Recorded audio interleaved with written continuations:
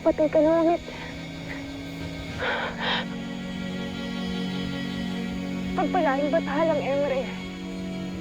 Buhay si Adamos. Kasama ko siya ngayon, humihinga siya. Adamos! Sheda! Adamos! Sino ka? Sino kayo? Adamos! Bakit tila ako'y hindi mo natatandaan? Ako si Flamara. Ako ang iyong albe. Ang iyong kasangga. Ako ang iyong kapwa-sangre. Sangre? Anong yung pinagsasasabi? Hindi kita kilala. Wala akong ibang kadugo kundi ang aking ado na si Bukag. Sapagkat pinaslang na ng Miniyave ang aking pamilya. Sangre Adamos, ano ang nangyari sa'yo?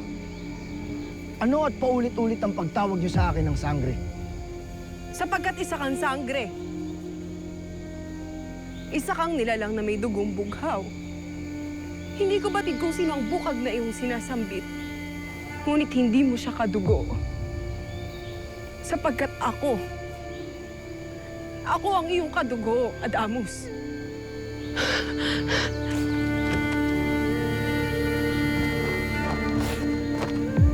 Iyong pagmasdan at kapay ng iyong sagisan. Ito ang patunay na katotohanan ng aking mga sinasambit. Huwag mo akong hawakan.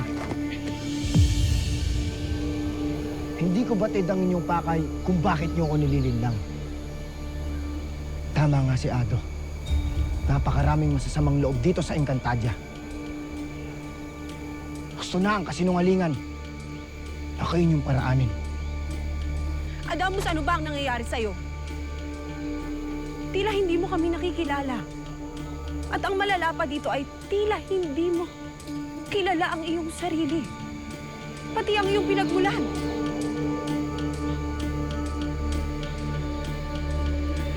Adamos.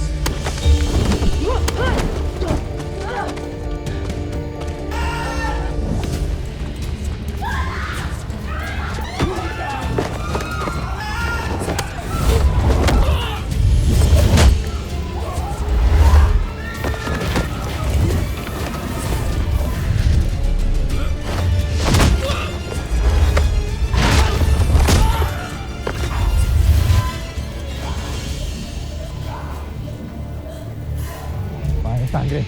Soldaris, husto na. Ako na ang bahala sa aking albe. Kung tunggal yan ang paraan upang maalala niya ang nakaraan, tunggal yan ang ibibigay ko sa kanya.